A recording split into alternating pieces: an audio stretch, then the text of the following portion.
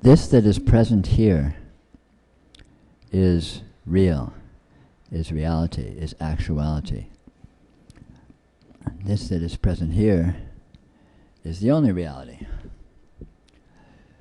What is here can be called your experience. What is here could be called your being. And this actuality, this concrete presence, is what all the spiritual fuss is about, what all spiritual teachings are about, what all spiritual philosophies are about. They're either about this or they're about nothing. They're just a bunch of fascinating speculation, interesting fantasies, amusing diversions.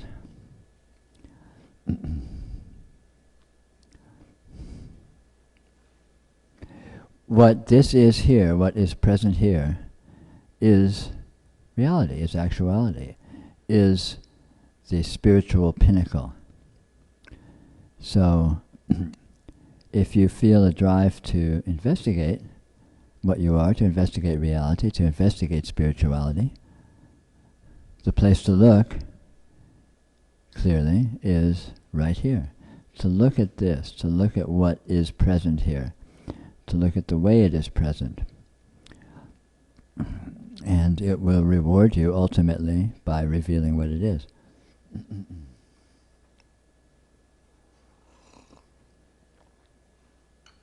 It is not what you think it is,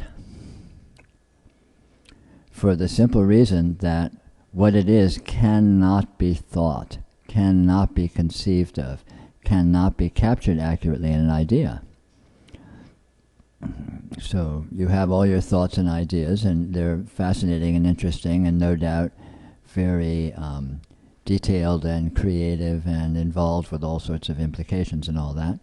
But they have very little to do with this actuality that is present, because this actuality that is present transcends concepts, transcends ideas. It's too subtle, it's too detailed, it's too rich to be captured in ideas, which tend to be simplistic and defined by excluding others. A word or an idea is defined in a dictionary by what it is said to be in terms of other ideas, and also what it is not in terms of other ideas. Light could be said to be not dark. Good could be said to be not evil. Up could be said to be not down. And of course, reality has no opposites. Reality does not have unreality. Unreality does not exist. So you can't qualify what this is in terms of oppositions. Red is not the opposite of green. Red is exactly what it is. Green is exactly what it is.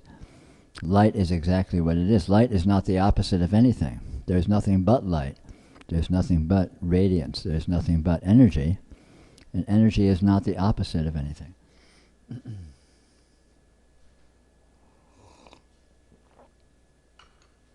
All of which doesn't do very much good. It's not particularly helpful, except in terms of pointing out that our ideas and thoughts and concepts are not going to be of very much use in approaching this, because what this is inherently is beyond concepts, is beyond ideas, is beyond thoughts, it's beyond philosophy. So philosophizing about this, having concepts about this, having ideas about this, studying texts about this, will not capture this as it is. It can't be done. It just simply cannot be done. But fortunately, that's not a problem at all. You don't need to approach this conceptually, because it's not a concept, it's an actuality. This is actually present. You are actually present. So the presence of your experience reveals what it is. You can engage with it completely non-conceptually, profoundly intimately, as you always do. In fact, it's impossible to not engage with it intimately. How can you not engage with your experience? How can you shut off your experience? How can you turn down your experience? It can't be done. Experience is that which is doing itself. There's no controls. There's no on and off switch. Experience, the being of the present moment is unstoppable. And in the being of the present moment is also the being of you. You experiencing in the present moment cannot be stopped, cannot be muted, cannot be turned away. You are always here. Your experience is always here. You are always engaged with your experience intrinsically, inherently, whatever you intend to, whether you intend to or not, you are completely experiencing your experience. So that engagement itself is the vehicle for exploring what it is, for noticing what it is, for discovering what this is and what you are. The major stumbling block in investigating this is that we already think we know what it is. We think we know what the world is. We think we know we are. Yeah, I'm my body. I'm my personality. I live in the world. The world is made of matter. The world is earth, and blah, blah, blah, blah, blah. You know, the whole worldview you may have. You may have a materialistic worldview, or you may have a New Age worldview, or you may have a Buddhist worldview. But however it is, you can sit back and more or less reel off, your version of what this is. And it will be wrong. It will be inaccurate. Again, not because we're not clever and not because we can't come up with very sophisticated understandings and sophisticated concepts about what this is, but simply because what this is cannot be captured in concepts accurately. It can't be done. So the biggest stumbling block about looking at what this presence is, what this actuality is, what your experience, what your being is that you already think you know what it is. And even if you question it more or less actively, consciously, there are probably some unconscious holdings of it, some unconscious positionings where you have a certain intuition of, oh no, things are this way, I'm this way, the world is this way. And these turn out to be stumbling blocks because we don't even know that we're holding these beliefs. They just seem to be objectively true. It's very simple. Objective, oh, of course I'm a human being. You'd say, I'm not a human being. What does that mean? You're nuts. That's absurd. I'm a human being. I know I'm a human being. This is a world. Of course it's a world. I know what it is. This is a planet. Planets float around in space and they're made of billions of tons of matter and stone and stuff and blah, blah, blah, blah. And we hold these things unquestioned as if they were objectively true. And the fact is that nothing we can think is objectively true with any degree of accuracy.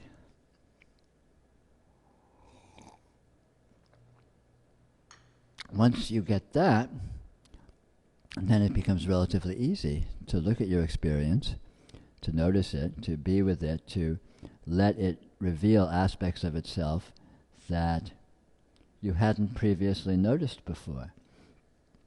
For example, experience is not particularly coherent.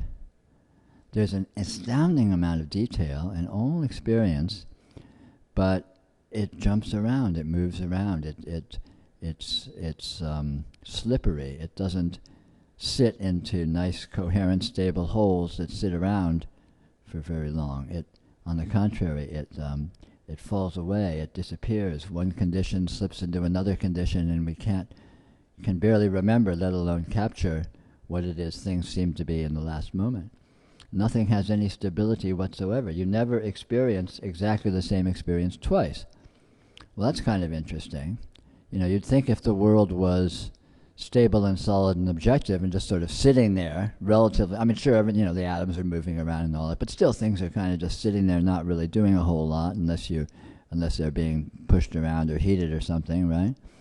So you'd think they'd be better behaved. You'd think they would be more coherent in experience. But of course we don't find that to be the case. Our experience is very slippery, it's very elusive, it's very fluid, very dreamlike in many regards.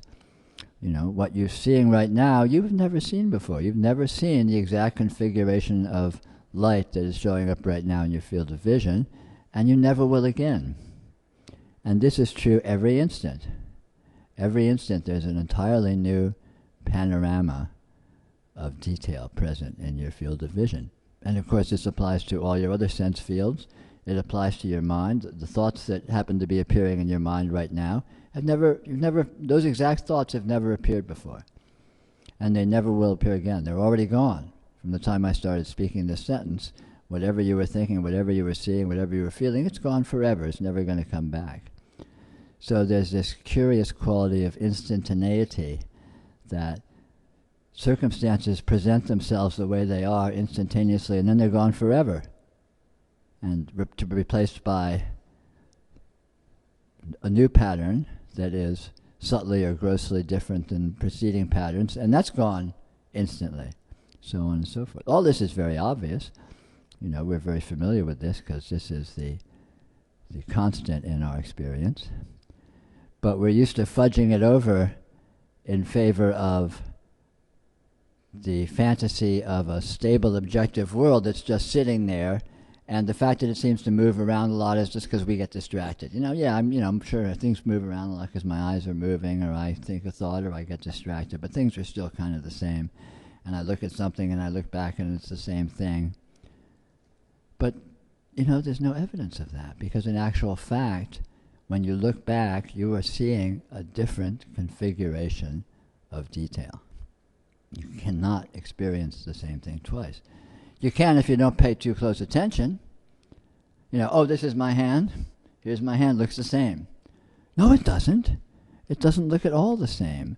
It was here and then it was here, and the light is different and the shadow's different, and different things are noticed, and the eyes shift across it and different things are felt, and I can't possibly recreate that. It can't be done. Even if you sit and look at a blank wall with nothing moving on it, that's being illuminated by a stable light that's not moving, and you're not moving, you're just sitting there looking at it, you'll notice your experience dances around. Your experience flickers.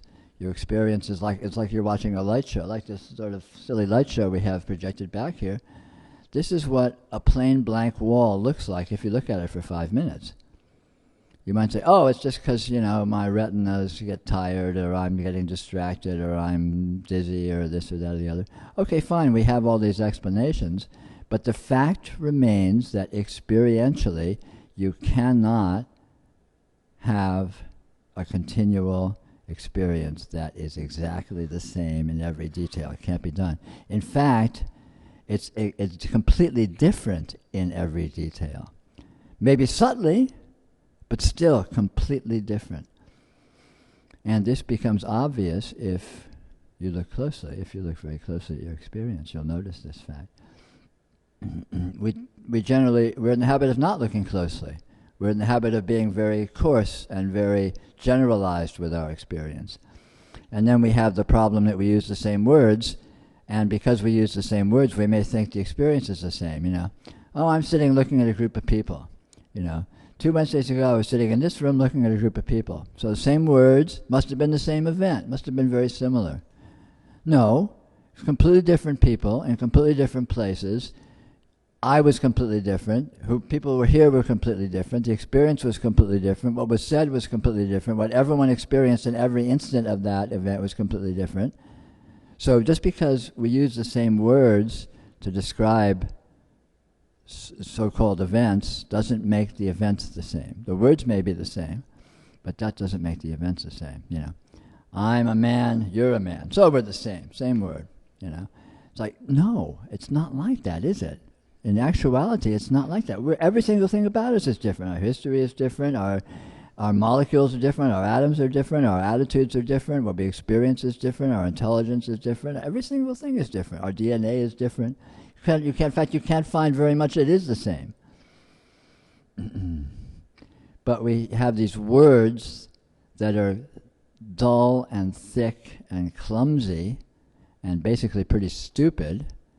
And because we describe situations with these words, and the words don't change very much, we think the situations correspond to the stability of the words we use to describe them. And in fact, of course, this isn't the case. The situations are what they are, and the words don't scratch the surface. You could just take one instant here, like just one flash of your experience, and you could try and describe everything that's showing up in your experience, and you'd be doing it for the rest of your life, and you still wouldn't have captured descriptively everything that's in your experience, just in that one microsecond, let alone in a span of 5 minutes or 5 hours or 5 days. There's an inconceivable, a literally infinite amount of detail, amount of information that presents itself in experience. And, you know, a few simple phrases, a few simple words cannot accurately capture that. Ideas cannot accurately capture that. They're not sophisticated enough. They're not detailed enough. They're not subtle enough.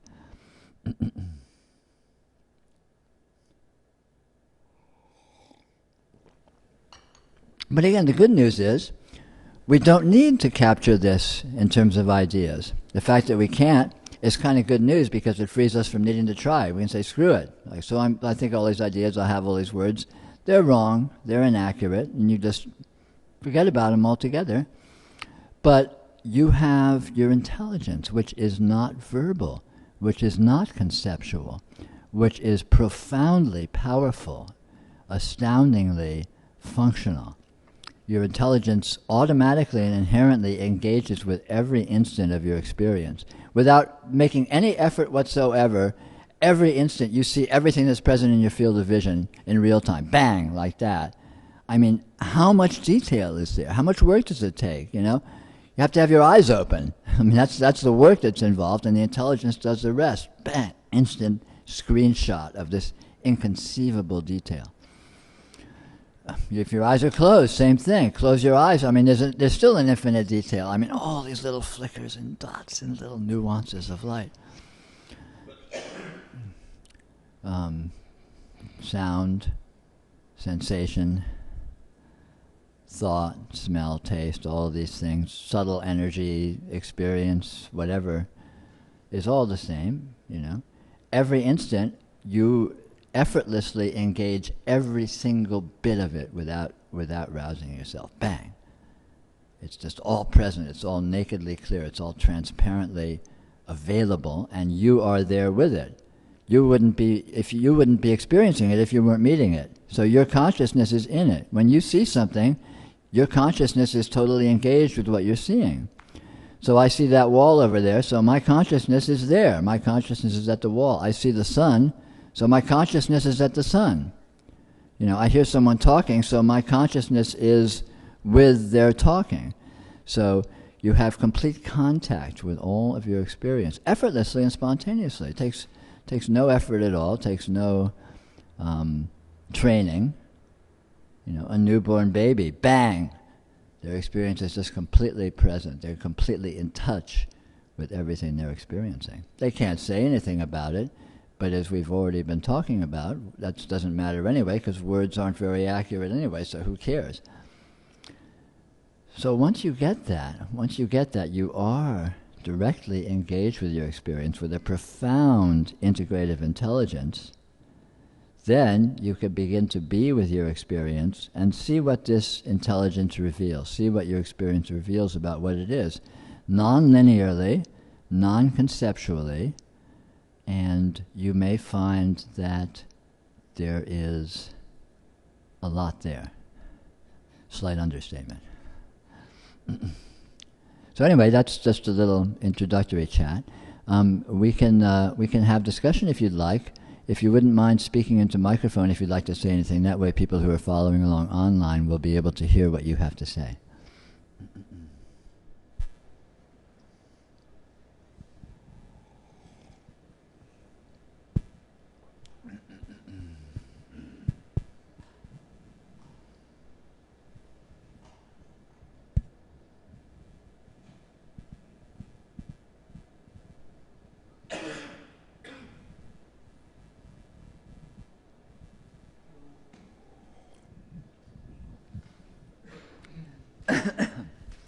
Feel free to get up and get some more chai if you want, or use the bathroom, or walk around. No reason to be formal here. Peter, if it were possible to just turn off conceptualization and the verbal mind chatter, turn it off thoroughly, completely, stop projecting all of that, would a person thereby be seeing the, well, say what you see? Or would it be, you say stay, you would have to be with it for a while? Would it be a gradual understanding from that point? A second plateau, I'm thinking. No, it's simpler than that. You don't need to stop thinking. You don't need to stop conceptualizing, because thought and conceptualization happens in the context of non-thought and non-conceptualization. You may be thinking right now, but at the moment you're also experiencing your field of vision, which is not conceptual. It's not a thought. So already you have complete naked access to non-conceptual experience. Even thought itself happens in a context which is not thought. You know, the background of thought, let's call it, or the mind. We don't have accurate language to try and refer to these things. But thought is a relatively small event in a vast field of, call it, mentality, or, you know, just experience, whatever. And the context within which thought appears is not thought. Likewise, and even if thought is happening, even if you're engaged in a heated argument with yourself, you're seeing, you're hearing, you're sensing, you're feeling touch, you're maybe smelling and tasting, you may be having other subtle moods and inspirations and other things which are not conceptual, which are all happening at the same time, and thought doesn't block them. No, if you look closely, you'll notice no portion of your experience blocks any other portion of your experience. It's like they coexist next to each other in different dimensions. They don't actually get in each other's ways. What you're seeing doesn't get in the way of what you're hearing, and vice versa. And if you happen to be thinking, you still are seeing, you still are hearing, you still are feeling sensation. So in actual fact, you don't need to stop thinking to get out of thought, because most of your experience is not in thought. Only a very small portion of your experience is actually engaged in thought.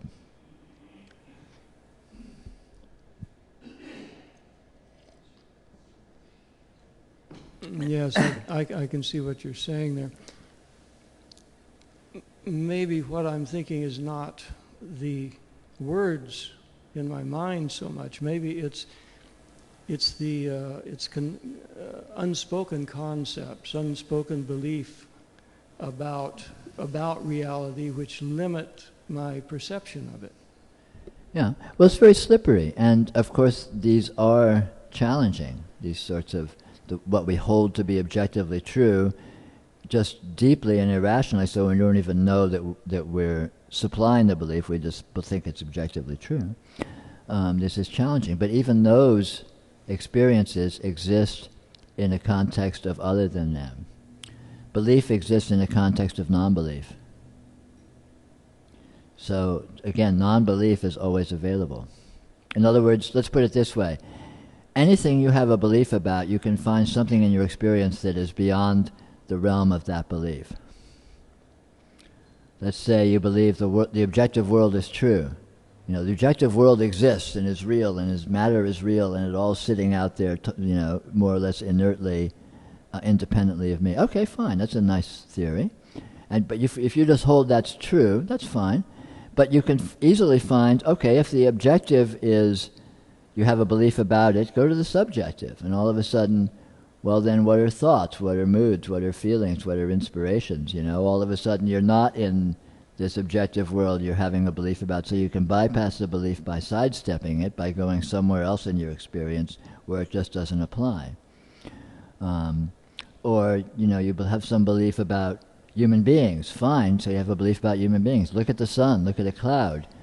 There's no human beings there, so you've bypassed the whole issue by not having the thing you have a belief about being present in your field of experience that you're paying attention to. So again, all of these things you can bypass, because if you look closely at your experience, one very interesting aspect of it is there's always more of it.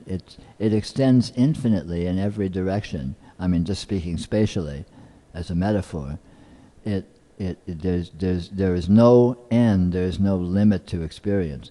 So however vast a portion of your experience is, you can go to the edge of it and beyond, and you will be outside of whatever framework you are considering experientially. Actually, that is somewhat like what, there's a tendency to look for the pot of gold beyond your experience.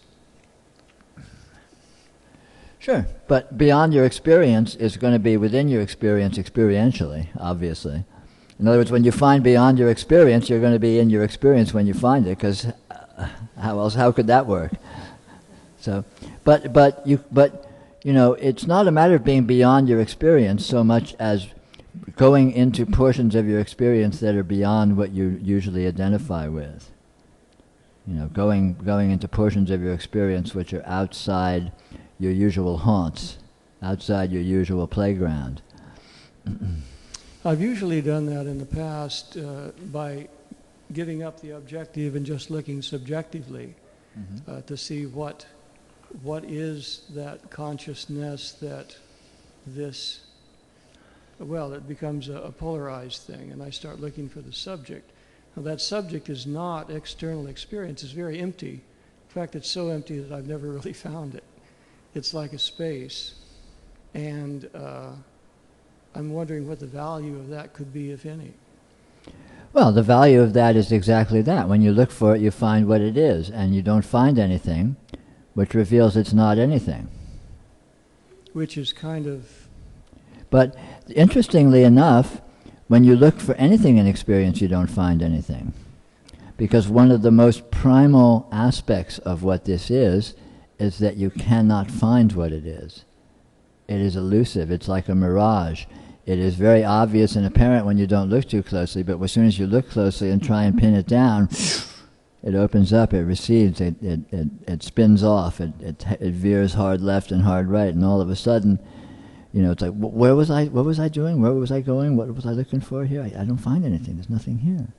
And you will discover this phenomena anywhere you look in your experience when you try to pin something down. And certainly trying looking for the self, trying looking for consciousness clearly reveals this very readily. It's very obvious that you can't pin it down, you can't find it. But having found that you can't pin it down, you have actually found it. You have found that it is that which can't be pinned down. And if you go try and find what light is, okay, what's light? Light is very obvious, right? I mean, it's totally obvious that you're seeing light now. I mean, it's a no-brainer, you know, it's undeniable. And yet, if you go, okay, so here's this light, I'm looking right at it, so, I mean, it's, you know, it's a no-brainer that it's here. Okay, what exactly is it? Interesting, you know. And play with that, you know, what is light? What is this light? It's right here, it's shining, I'm looking right at it, so what is it that I'm looking at? How am I seeing it? What is being seen? What's up with that? And if you really go into that with precision, with presence, with intelligence, you will discover that even though it's obvious, even though it's clearly present, you can't pin it down. The same thing with anything. What is thought? What is sensation? You know? Well, sensation is really obvious, you know. I feel my butt on this chair, I feel my hands on my jeans, you know. I feel the temperature of the room. Okay, so we got all these nice sloppy words out of the way. Now I go to the actual experience of the textural presence that I'm calling sensation. And what is it exactly that I'm feeling? Well, it's kind of a buzzing, tingling or something, maybe. Okay, cool. So go into that more. So what is this liveliness that is present? And I go into it, and you know, there's nowhere to land. It doesn't converge on a hard center that is coherent. And okay, now I found it. Now I've got sensation. Now I can point right at it and say, yeah, that's sensation. It doesn't work like that, does it? And every single aspect of experience, if you pursue it, you will discover this exact same very strange phenomena. That even though all the detail of experience is so obviously and undeniably present, you can't isolate any of it. You can't pin it down. You can't get to the bottom of exactly what it is. And you'd think you could because it's in your face, right? I mean, it's just completely blatantly obvious, present. It's not hidden behind anything. It's clearly available for exploration. And yet when you go there, I mean, consciousness, like you were talking about, is a perfectly good one. It's totally obvious that I'm conscious. I'm perceiving this. I'm perceiving this in my consciousness. My consciousness is assimilating this experience. That's just a no-brainer. It's self-evidently true. But then if I go looking for, what is this consciousness? Where is it? How does it work? How is it perceiving? What is it perceiving? All of these issues. It's like a mirage. I walk towards it, I go towards it, and it's there, but it just recedes and opens up and gets subtle and gets weird, and all of a sudden, where are you left? You're not left anywhere that has any sharpness to it, any definition, any coherence. And this is the nature of what this is. In Buddhism they use this word emptiness, empty of self-nature, and this is exactly the phenomena they're referring to. It's not an abstract phenomena, it's a very concrete and obvious phenomena. If you just look at your experience a little bit, you'll discover that this is the case. It doesn't take 20 years of meditating under the Bodhi tree. Just try and find what anything is that's present, and you will discover right away that it's slippery, it's elusive, it's subtle, it's weird, it's trippy, it's strange. That's very interesting. You seem to be deconstructing the subject-object standoff and saying that the same operation can be performed and the same goal will be found whichever direction you're looking, inside, outside, at any one thing. Yeah. Look and see for yourself. I mean, inside and outside are names. Right. Of what? And again, okay, cool. So outside, that's an easy one. Outside. So so inside and outside, self-evident. So let me find this outside. It's like, okay, cool. Have at it. Thank you very much.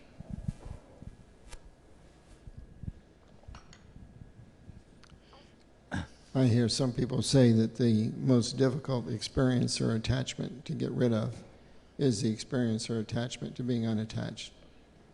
So how would you go about it? The attachment to experiencer? The attachment to trying to be unattached. Oh, yeah. But again, this supposes that you know what attachment is and you know what unattachment is, and again, it's basically sloppy thinking. If you look closely, you'll discover that attachment is impossible. Attachment is a fantasy, because there is nothing findable you can be attached to. Everything is ephemeral, everything is transitory, everything is constantly disappearing. And that which would be attached, namely you can't find either. And in that context, attachment is just a name. Attachment is a story. I'm attached to something. Attachment simply means you have a tendency to recreate and revisit a particular interpretation of events, but the events transcend the interpretation. So attachment is just a story. Attachment is a fantasy you tell yourself. I'm attached to my iPhone. I'm not attached to my iPhone. Every time I go to sleep, it disappears. Every time I put it in my pocket, it vanishes. And I can't even experience it the same way twice. Every time I look at it, it has a different shape. It has a different size. It's doing something else. So the whole idea that there could be an iPhone that I could be attached to exists solely in fantasy, because the actuality of the iPhone is not a thing. It's an infinite continuum of experiences that has no integrity at all. It has no actual identity. And likewise, the me that would be attached to it, if that story was accurate, is likewise unfindable and strange and multifaceted and so on. So again, it's an interpretation. I mean, what undermines all of these interpretations isn't needing to solve them or fight them. It's simply seeing that they're not true. They don't apply to anything. They're fantasy.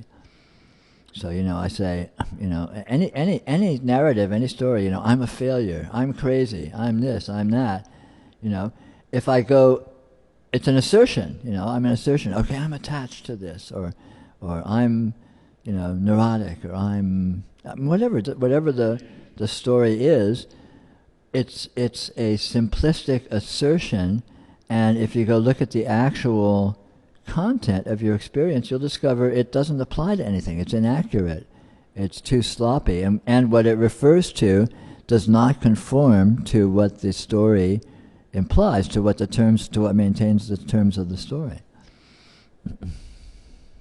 So in other words, all of these things, attachment and all that, are just fantasies that we erroneously believe to be true when they are in no way true. They're inherently untrue, and they couldn't possibly be true, because there doesn't actually exist any things that they could be referring to. And this is discoverable if we look closely.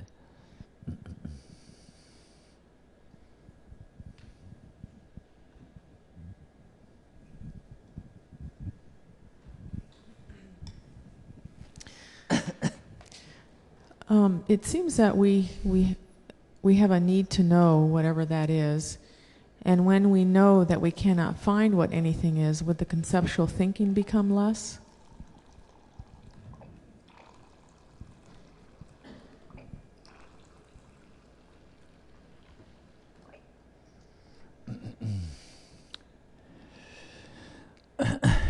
Yes, it doesn't necessarily become less, but it becomes much less relevant, much less important. The desire to know is a true desire, because experience intrinsically wants to experience itself, you could say. In other words, that's why experience doesn't stop. That's why the consciousness is always engaged with experience, because it wants to experience itself, i.e. to know itself. We oversimplify it by defining, we want to know itself in terms of wanting to be able to describe it, want to have concepts about it, want to be able to say smart things about it, want to get a handle on what it is, want to formalize it in terms of philosophy or something. But when we look more closely, when we get more mature with what this actually is, we begin to discover that what this is not accurately knowable in those terms, as we've been talking about. And so once you see that firsthand, the urge to capture this in terms of description, in terms of conception, falls away when you see it's irrelevant. But the primal urge to know this more intimately remains, because it's intrinsic to what this is. That's a genuine urge. This does want to know itself.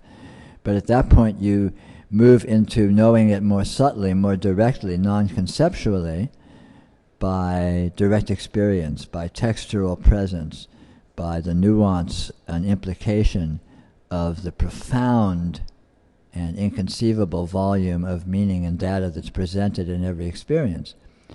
But you're beyond conceptions, you're beyond words, you're beyond ideas, you're beyond descriptions at that point.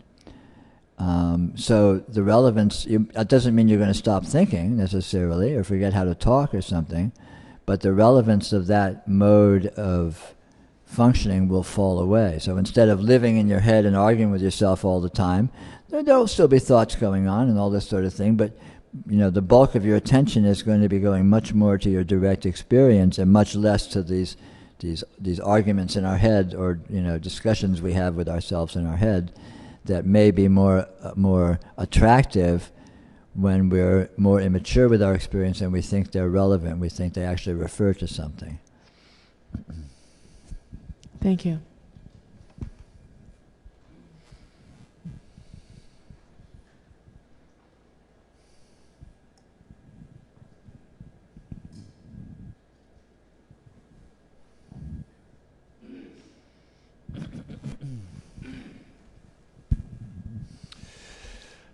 Hi.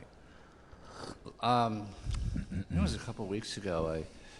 I posted on Facebook this little sentence. It said, "You ever notice how nothing your mind thinks about actually exists?" Mm-hmm. And nobody responded to that. But I started playing with it as like, okay, is it true or false? And just sort of a way to look at what my mind was actually thinking of, and what how I project as what I'm thinking of as being real or true, and I realized, well, everything I think about is just a description of whatever is out there, the objects. So is there anything that, sorry, it sounded really loud to me when I heard it. So it's for the people online, sorry. Yeah, okay. So I was wondering, is there anything that I can think about that does exist, like in terms of within me as a need, that we were just discussing, that need to know? Are there other identifiable needs that we have? Yeah. Well, everything we think about exists in a sense, but it does not exist in the sense that the concepts imply that it exists. In other words, what actually exists doesn't conform to the definitions of the words we use to refer to it. And the way it exists will be different and ultimately vastly different from what we are thinking about, what we are conceiving of. So at best, these conceptions and words exist as a jumping off point into being with what they do refer to, but what they actually refer to experientially is going to completely transcend what the word means or the word implies. And again, this is very easy to discover. It's very quick to discover. You take a word like, free will, freedom, let's say. So freedom seems, well, it's perfectly clear. Freedom is freedom, okay? But what is freedom exactly? Is there such a thing as freedom? Is there freedom from what? Are human beings free? Can a human being be free? Well, human beings are embedded in their nature. They can't be free of their nature. Human beings are embedded in their biology. They can't be free of their biology. Human beings are embedded in the physical universe. They can't be free of the constraints and behavior of the physical universe. And if you look at their, let's say political freedom. Okay, but political freedom is just an expression of people's psychology and biological socializing instincts. So is it really freedom, or is it just the acting out of instinctual sort of biological modes of behavior? And well, ultimately, not really. I mean, it's all you can't pin down, you can't find an actual freedom that conforms to freedom. I'm unattached. Nothing can touch me. I'm floating free. It doesn't really exist, does it? And yet there's degrees of freedom, so there's something there. It's not like it's absolutely nothing. But the reality of what the actual condition is much more subtle and complex and nuanced and involved with so much other aspects than the simple idea would imply. In any word, I mean, if you look at any word, you find the same thing. Because words refer to real conditions, or they refer to nothing, and real conditions exist in the context of subtlety, of nuance, of interrelatedness, of complexity. So, words, again, ideas are not totally meaningless. It's not like they refer to nothing, but what they refer to completely, ultimately transcends what the word seems to imply it would be.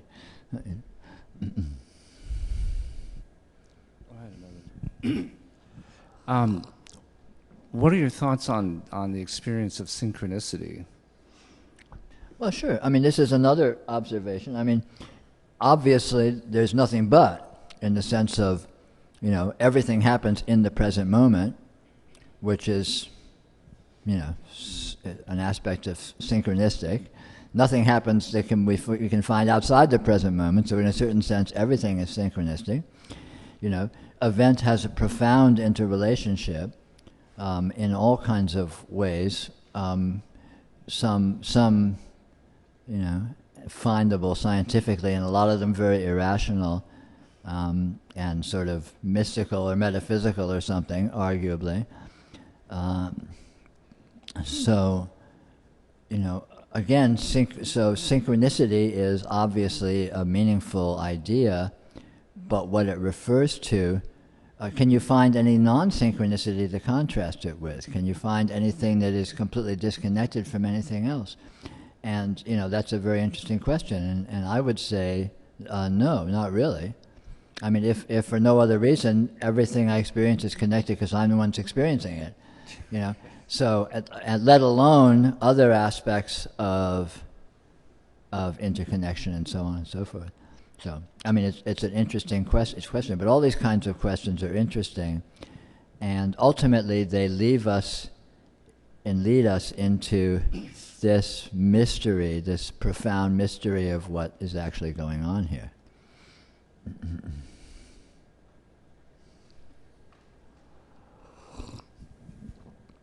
I'm very curious now about your definition of science, seeing as you've given the lie to scientific method by pointing out that nothing ever occurs twice.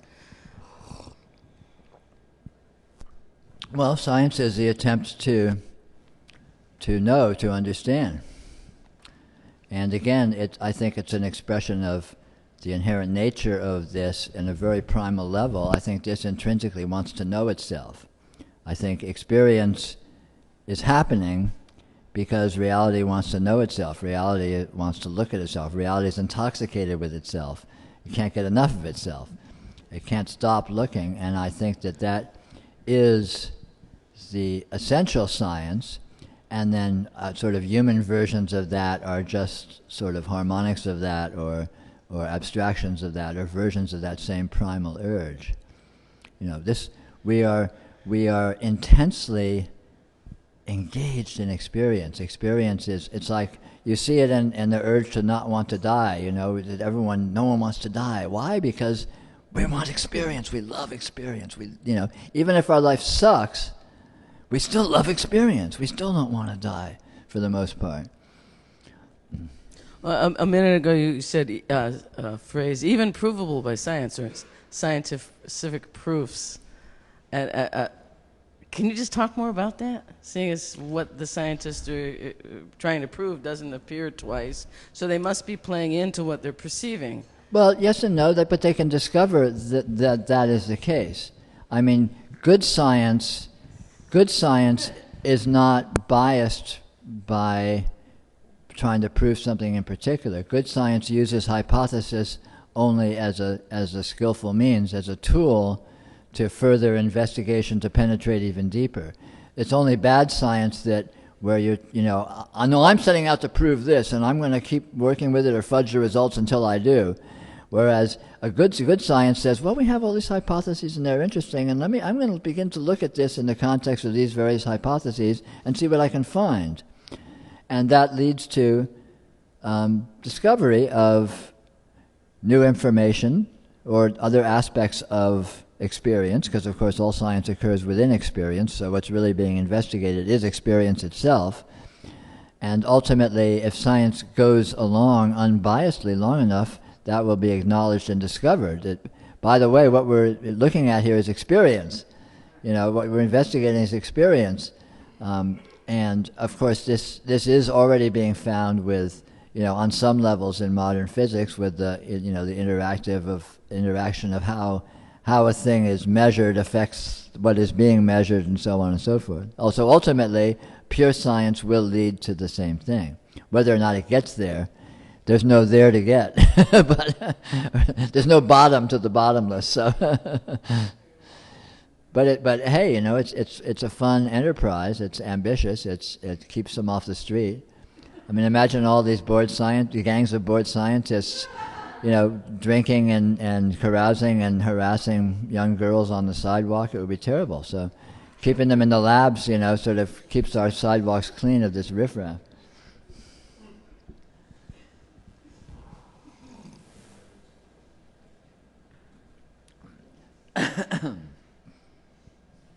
Okay, that was a joke.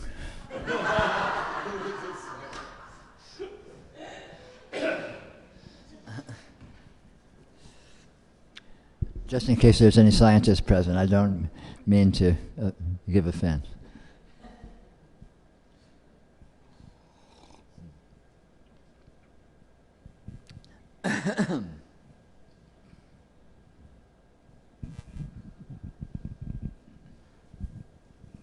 Hi, Peter.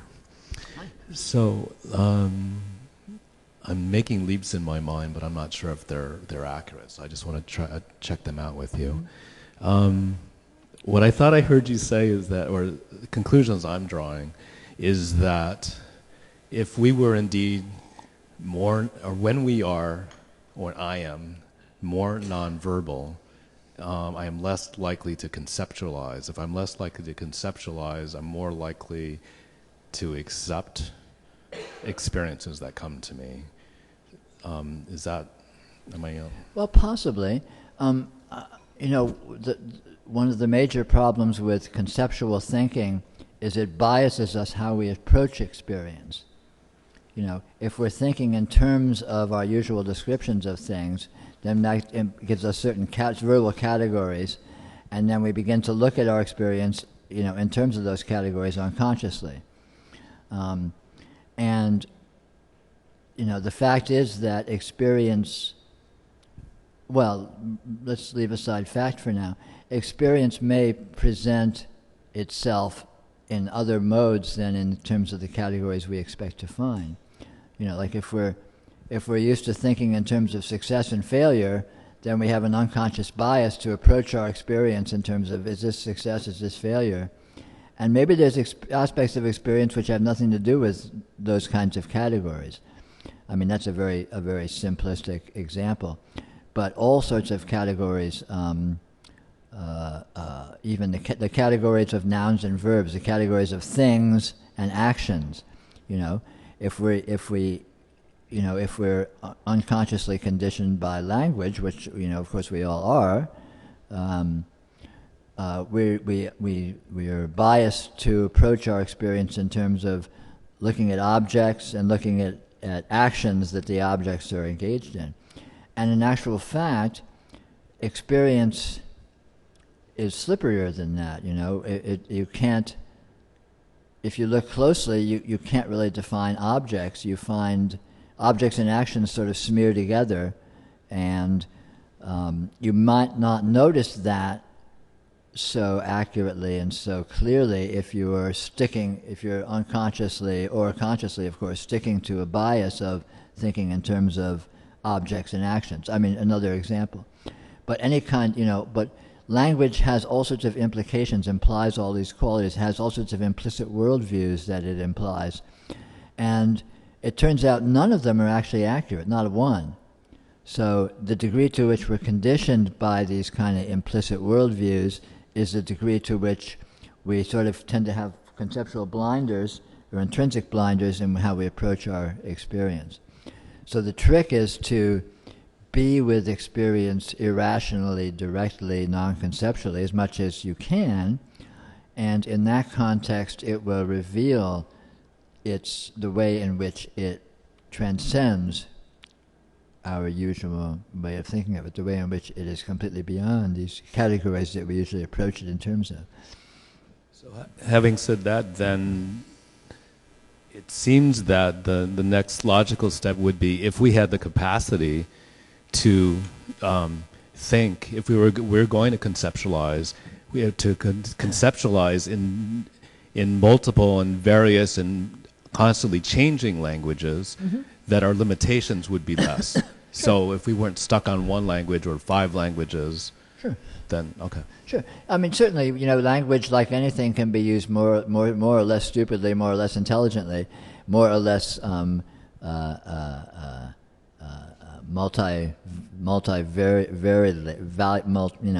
the word? There's a good word for that. Where we're very flexible with our language and malleable. Yeah, malleable, moving in and out of it, and being, using language as a tool to be where we want, rather than letting language be the dictator of the way we have to think. So, but ultimately, and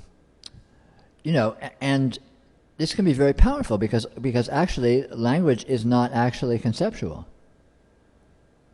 Concepts are non-conceptual because concepts themselves are an irrational manifestation of the evolution of intelligence, which is not a thought, which is not contrived. It's so the very exercise of conceptualization is actually non-conceptual. So if you actually penetrate language deeply enough, you transcend it within it. Within language, you transcend language, because language itself is beyond language. Language hasn't bootstrapped language into existence. On the contrary, our true being has generated language. So if we follow language, inwards towards its true nature, we depart from superficial language and we get into our true nature, which of course is actual, is non-conceptual, is non-linear, and is intimately integrated with the whole system that we actually are, the system of reality itself. So ultimately, that's the knowing that, at least my conceptualization is that that's what I'm looking for. Sure. Be able to drop whatever's in the way. Yeah, sure. I mean, the goal is to find what this is. And what this is integrated with itself. This is an outgrowth of itself. I mean, if you say this is nature, then everything whatsoever is an outgrowth of nature. Humans are an outgrowth of nature. Solar systems are an outgrowth of nature. I mean, and again, this is logic or semi-logic anyway. It is verbal, but it points again to the notion that all aspects of a system reveal the system itself, if you follow it. So the trick is to discover that integration rather than staying in the realm of differentiations, because the integration is ultimately revealed by its subsystems. So by being with any aspect of experience, you can ultimately penetrate into the depths of what this is, because everything is an outgrowth of the same thing, And so it really doesn't matter where you start. So just start anywhere that's interesting or fun or seems to have some potentiality or some sizzle or something, and follow it into where it comes from, what it's embedded in, what its context is. I mean, in any sense that your inspiration leads you to, and ultimately you will transcend conceptualization. And yet you will be able to effectively transcend conceptualization, because our intelligence is completely beyond conceptualization. Our intelligence is inherent in what we are. The intelligence that has ordered your body and ordered your molecules and is regulating your blood pressure and beating your heart and making all of this inconceivably complex biochemical systems function in real time is what you are. You actually are that. And so you have access to those modes, those very primal nonlinear modes, which are actually vastly more powerful explicitly than conceptual thought.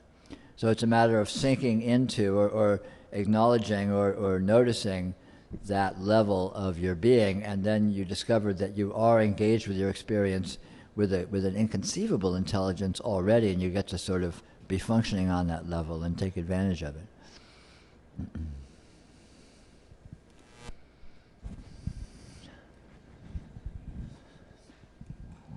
Okay, it's a Dzogchen question. What does Garab Dorje mean by implicit confidence in release?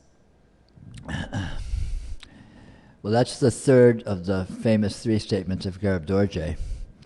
And that refers to the fact that once you see what this is, at that point the path is to stay with that. And what this is a never-ending and continual release into itself. And so you basically just stay with the ongoing wave of reality itself, which is essentially ultimately self-transcendent, and in fact it's instantly self-transcendent in the sense that every instant is completely transcended by the next. So this is the release, that all imputed circumstances are released. But of course you see that there are no circumstances but this ongoing release, which is the only actual circumstance, and you stay with that. So that's what that refers to. To have that in context, you have to understand what all three statements mean, But of course, it's very, it's pretty simple, actually, what that is.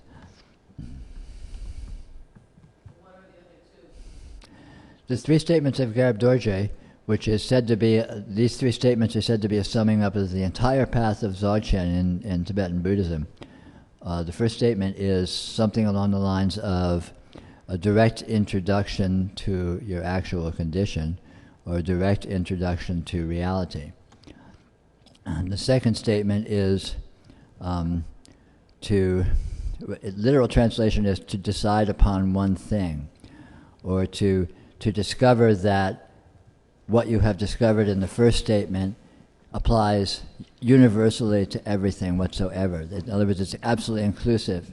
And the third statement is it's translated various ways, but it can be said to rest in the certainty of self-release, which means that once you've discovered that what this is includes everything and essentially transcends all conditions, then you just rest in that transcendence ongoingly.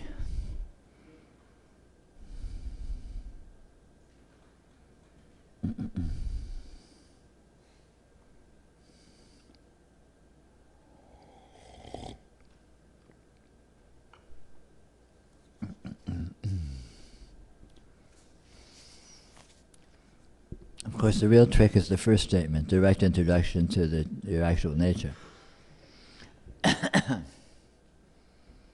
It's nice if you can get it.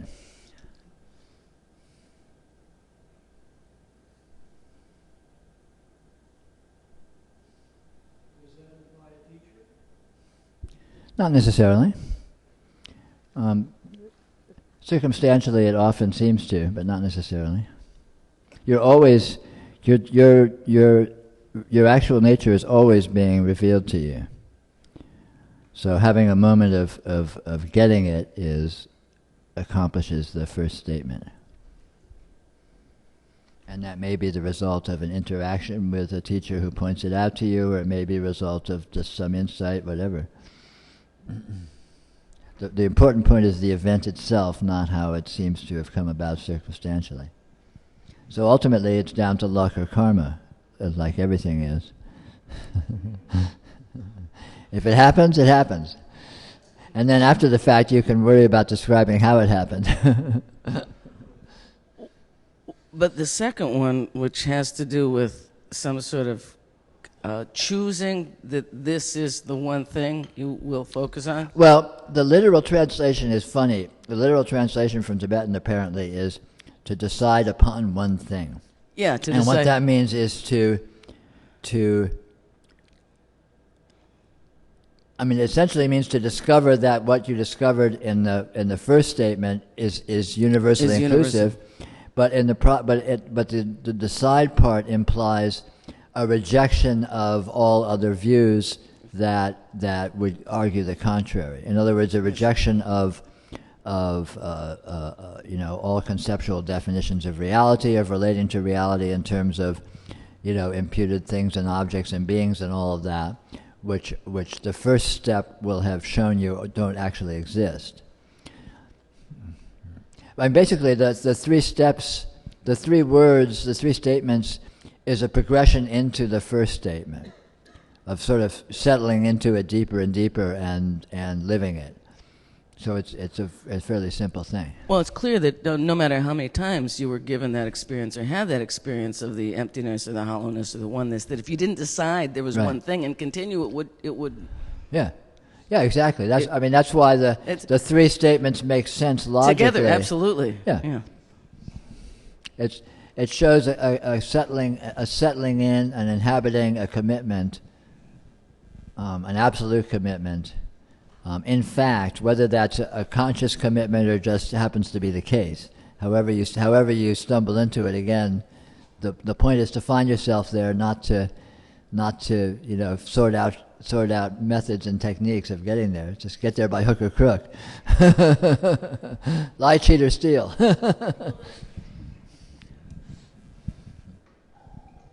Well, I met my root guru, and then what I noticed was the experience I had was the same one I'd been having on and off for 20 years. Yeah. But, from a different viewpoint, like you say, through a different window. But then I didn't take the second step Yeah. because I figured, well, gee, when it shows up and stays, it will just show up and stay. And Right. it didn't occur to me that there was a second step. So I'm very excited to hear this. Thank Yeah. you, Garrett No, Dorje. yeah, it's powerful. It's powerful. It shows that it implies that it is possible to kind of draw a line in the sand, make a commitment, say, wait a minute, I've seen this, I'm fucking living in this, and any bullshit that I'm used to settling for, is in the trash, it's in the crapper, fuck it, and you just say, no, I've seen this is true, so why not live it, rather than play with it or let, sort of be wimpy with it or be flirtatious with it. It's like, no, step up to the plate, Commit yourself. Be committed. Get yourself committed.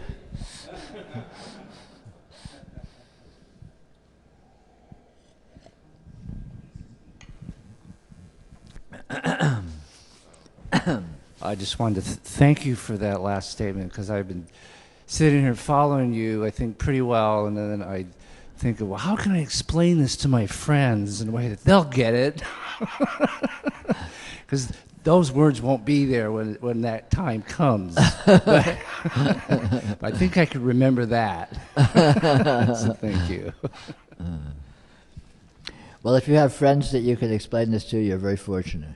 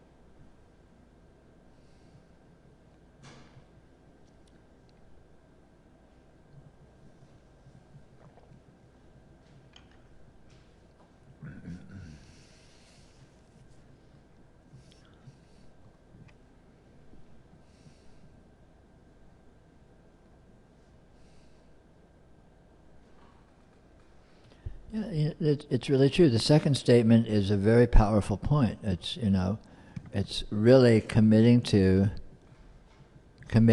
what you've seen. When you have a profound insight, commit to it, own it. Say, yeah, I've seen this. I know for a fact this is valuable. I feel this. So live it. Say so anything that's contrary to that is bullshit, and I have no room for it in my life. If you want to go there, that's your business, no problem, but not me. No, I'm living in this that I have discovered, that I know to be the case, that I know to be profound, that I know to be powerful.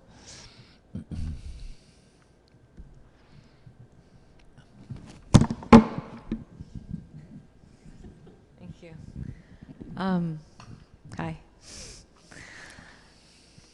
I'm thinking about suffering and versus the commitment, because being in suffering makes it somehow easier. Seems to make it easier. I don't know if it's the same thing, but I'm not even sure what words to use. Mm. You mean suffering makes it easier in the sense of it's a motivator or something? It's instant motivation. Yeah. And then once the suffering is less, it's more of a, I have to remember. Yeah, sure. Suffering is very useful as a motivator, to not to get beyond, to like, I can't accept this, I can't stand this, I've got to do something, I've got to change, I've got to step out somehow. Something. But suffering is always generated by misunderstanding, and so the only really powerful solution to suffering is to get understanding, to get clarity, to get a clear understanding that the way in which you were seeing things that was causing suffering is ultimately untrue. That's the only really powerful way to counter suffering. And then once you get that degree of insight, stay with it. Just really kind of, yes, I see that this is true, so I'm going to really stay with that. I'm going to remember that. I'm going to live that. I'm going to commit to owning that point of view because it's true. It is me. It is accurate, and that will remove you from suffering. But it's absolutely true that suffering is a good sort of a first step motivator to like, wait a minute, I'm doing something's wrong here. Something's not, something's not working here. I got to get off my butt and get a new angle on things, or try something else, or try a new approach, or discover some new, way of looking at my life, looking at situations. But ultimately, again, you have to actually get some degree of clarity, get some degree of understanding that the way you were seeing things that was causing suffering is actually inherently, objectively untrue, and that's the only thing that can actually free you from the suffering. Unfortunately, for most people, when you're in suffering, you look around for something that's going to get you out of suffering, but it won't necessarily be clarity, so in the long run it will just generate more suffering. So, if you have good fortune, you will be able to find yourself into a situation where you get genuine clarity, where you get some genuine insight into what the actual situation is more profoundly, which is the only thing that can finally and actually free you from suffering. It seems like it's more of, more of a giving up that, and maybe not true clarity, but a giving up, and then that giving up somehow changes it. So maybe this could be something different. Yeah, any kind of a moving beyond the way you've been holding it, which surrender can certainly help, is the potential for being with it in a new way. And hopefully you will have the insight to have the new way you're being with it be a truer way, be a more accurate way.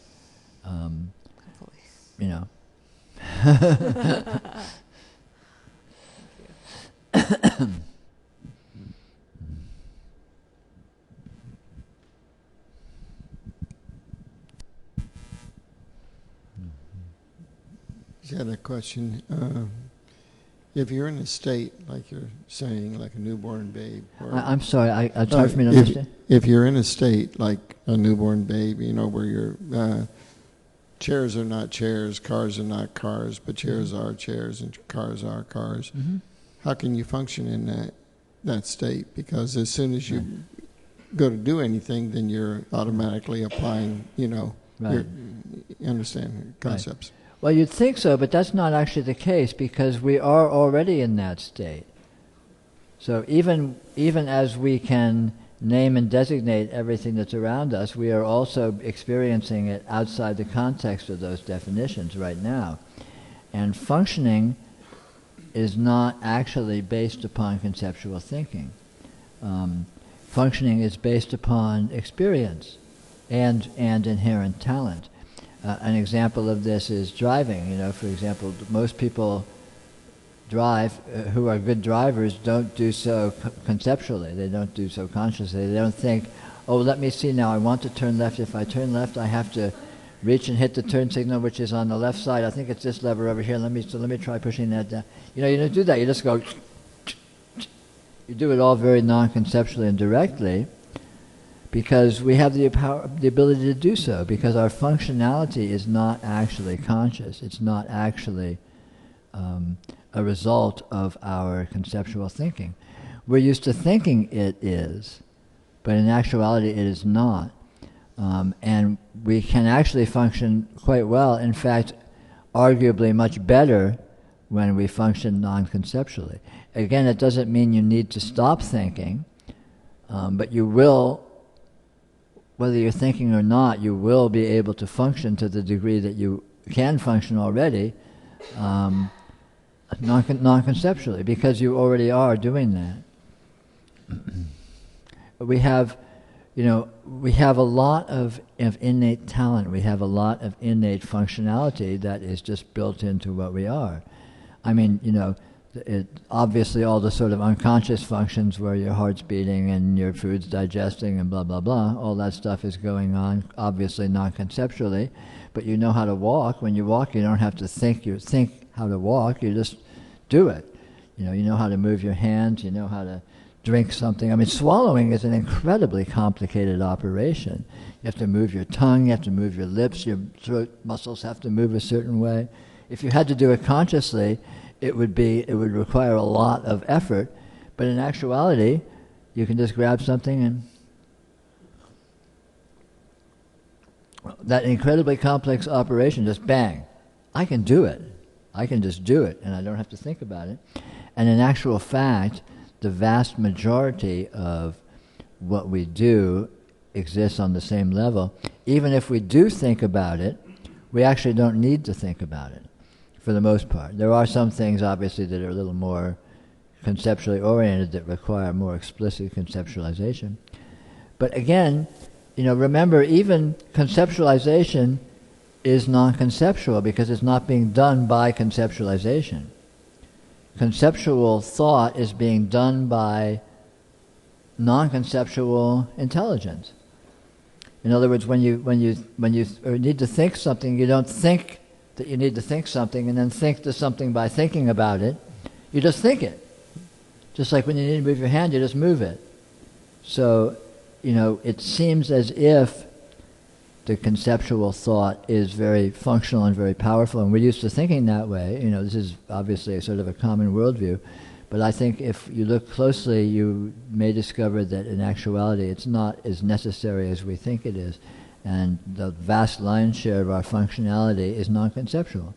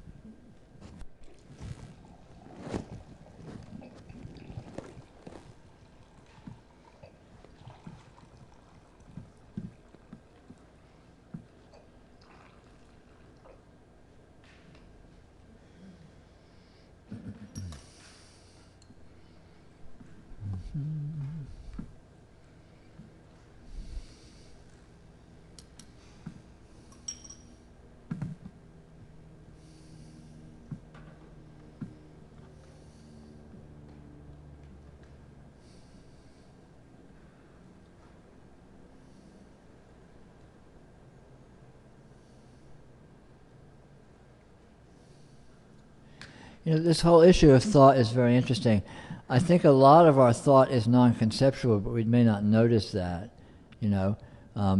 Like just now, I was putting this glass down, and I put it down somewhere, and it was a little rickety where I put it down, so I picked it up and put it down somewhere that's a little more solid.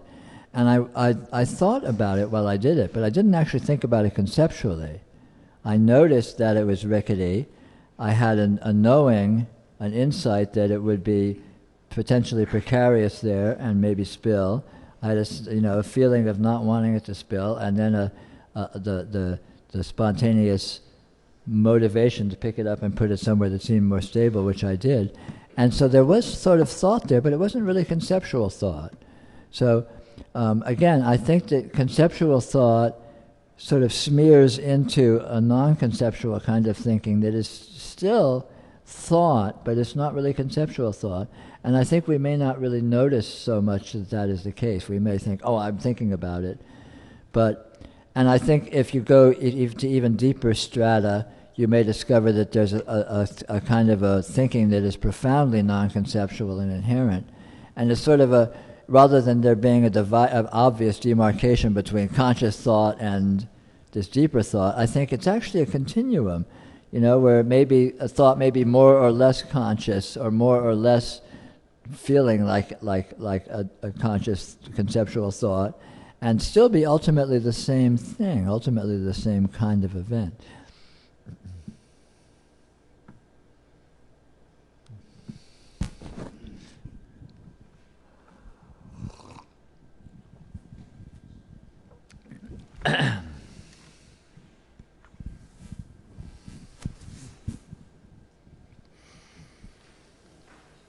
A comment on that I've often noticed is that I'm searching for words. I have an unspoken idea, and I'm looking for the best word for it. Perfect example. I mean, you're obviously, there's a kind of a thought there, but you're not using words to search for words. There's a non-verbal motivation, a more non-linear notion you're trying to express that you then that sort of moves into conceptualization as you try different words on for size or whatever, right?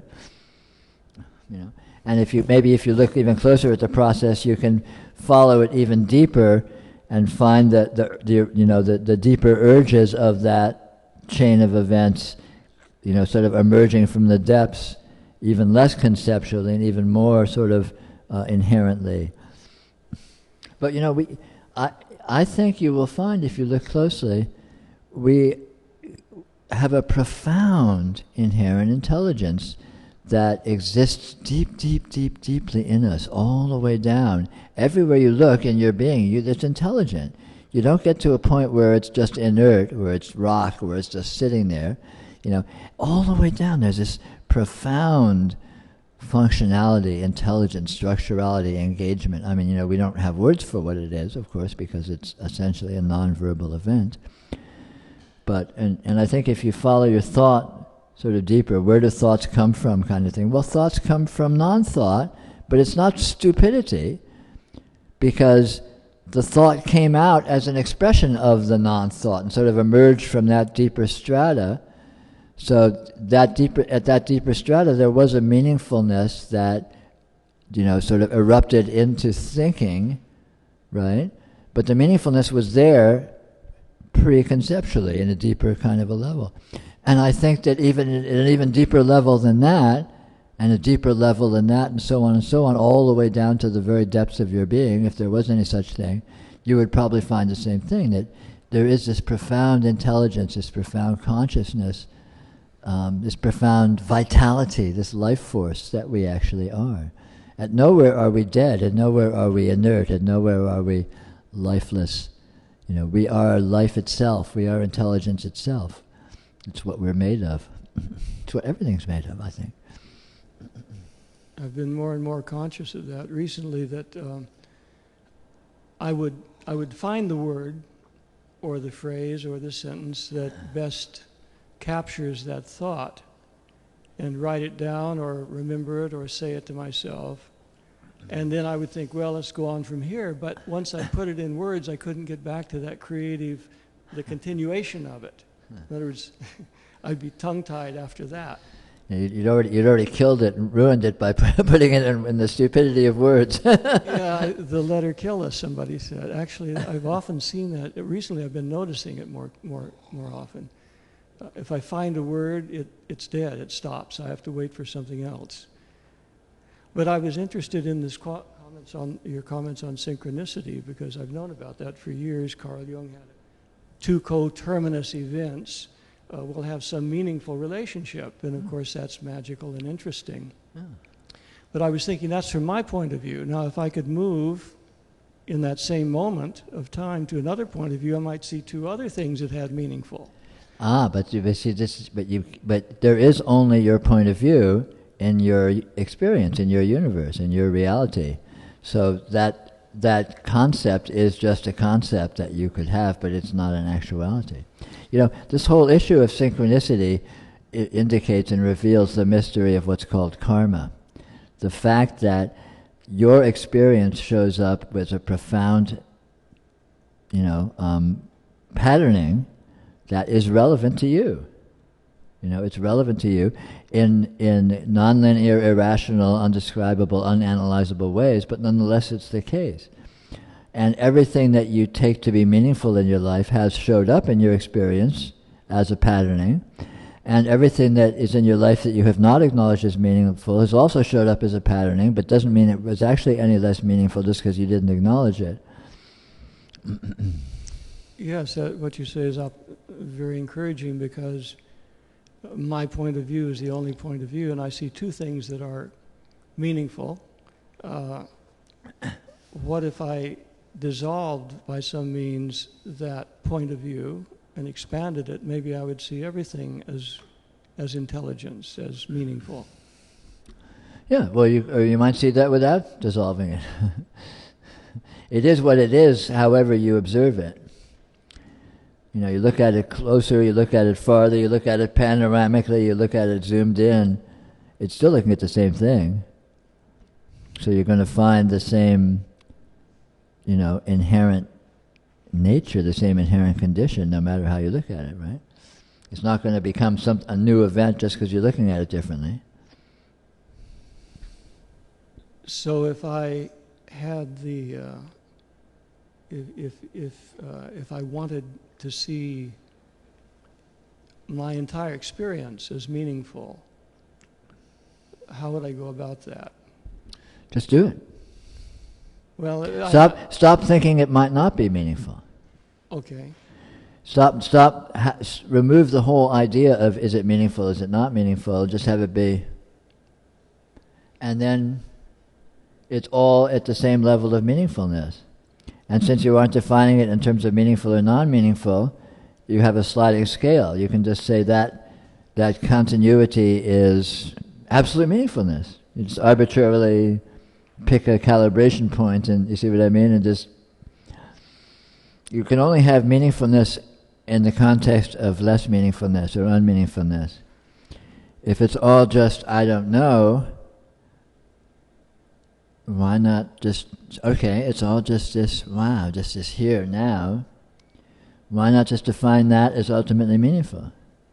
Since there's no correlative, there's no relative, there's no less to need to have a more.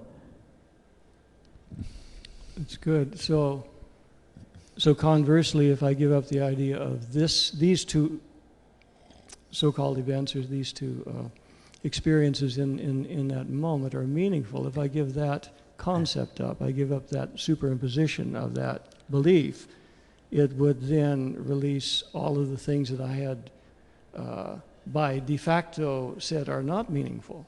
Yeah, of course. I mean, all there is this, and ultimately you can't say anything about it, truthfully. I mean, we're used to saying a lot about it, but it's all bullshit. I mean, we're supplying it. We're used to telling this what it is, but you don't really know what it is. It's just here. It's just this. And in that, this is inclusive. It's not like this and this and this. No, that's more spin doctoring. It's this. Bang, it's the whole shooting match shows up in real time as a whole. So if any two things so-called are meaningful, then that which is the unity is meaningful as a whole. Yeah, but again, as soon as you're qualifying two things, you're creating those two things by abstracting them out of the whole, because they aren't actually two things. You can't get separate events out of this because there's only one event, and if you're calling it two events, you're supplying that abstraction. Right. You see what I mean? Yes. Yes. If I see meaningfulness anywhere, there's meaningfulness everywhere. Is that correct? Sure. Right. Or if you see meaninglessness anywhere, you see there's meaninglessness everywhere. But the point is that you can't derive meaningfulness or meaninglessness unless you're abstracting, and the abstracting by itself is contrived, is false, is untrue. Because this is not, you can't pull a piece of this out of itself. This comes as a whole. Experience comes as a whole, right? I mean, in real time, right now, your experience is just bang. It's all here once as a piece. I mean, it's spread out and it's complex and it's smeared and what have you, but it shows up all at once. You know, you go to sleep at night and it all disappears as a whole. It's not like, you know, the left half of your vision goes and then the right half goes, and it's not like that, right? The whole thing just goes, folds down. You wake up in the morning, you know, there's nothing, and all of a sudden, bang, here's the world. And it, you know, it's not like your bed shows up first, and then the wall shows up, and then the sun shows up. No, it's not like this. It's just bang, right? It shows up as a whole. So that's what it actually is this whole that is present in real time only. And that's the only actual entity. That's the only actual thing. And if you're subdividing it into other things, you're doing that as an abstraction process. You're defining them into existence. You're arguing them into existence. Is it time? Well, thank you all very much for coming. I'm afraid it's quitting time. So have a nice rain. And I'll be here in 2 weeks. Ordinarily, I'm here the first and the third Wednesday every month, if you're interested. Next month is a little different. Next month, the second Wednesday, I will not be here, but I will be here for 4 hours in the afternoon the following Sunday, which is the 19th, which I believe is from 1 to 5 on the 19th. So next month, I'll be the first Wednesday and then the third Sunday afternoon. If you're interested in stopping by and saying hi, that would be great. Take care.